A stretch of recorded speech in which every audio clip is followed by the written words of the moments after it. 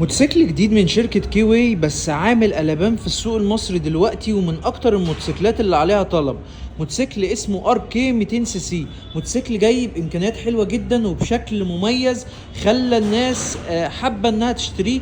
تعالوا نتكلم واحدة واحدة عن الموتوسيكل ده ونعرفكم كل تفاصيله، وهو بالمناسبة سعره كويس جدا. فاعمل سيف للفيديو عشان هتحتاج تعرف السعر ده، وهترجع له مرة تانية عشان هقول لك تشتريه منين بأرخص سعر موجود حاليا في مصر. الموتوسيكل ده اسمه ار كي 200، منزلاه شركه كيوي. نازل بموتور حلو جدا، موتور على كاتينا، من انعم الموتوسيكلات اللي انا جربتها الفتره الاخيره. موتوسيكل استهلاكه في البنزين قليل جدا، كمان جاي بشكل حلو، يعني محقق معادله صعبه. نازل بجنط امامي وخلفي 17، نظام الفرامل الامامي نظام باكم، ونظام الخلفي تيل لسهوله الصيانه. طبعا نازل باضاءه ال اي دي بالكامل، ال اي دي زي ما احنا شايفين، مع عداد ديجيتال بيبين لك كل تفاصيل اللي انت محتاج تعرفها عن الموتوسيكل، زي السرعه والار بي ام.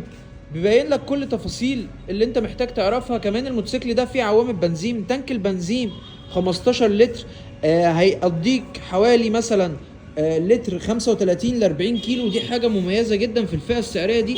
موتوسيكل بيجي بخامات حلوه مع حماله خلفيه تقدر تشيل عليها حاجتك. الموتوسيكل ده نازل عند معرض مكنه وسكوتر بارخص سعر في مصر 49,000 وبس. كمان الموتوسيكل ده بينزل معاه 2 تيل فرامل خلفي وتيل فرامل امامي و2 سلك بنزين و2 سلك دبرياج. غير ان الموتوسيكل ده كمان بيرخص 2026.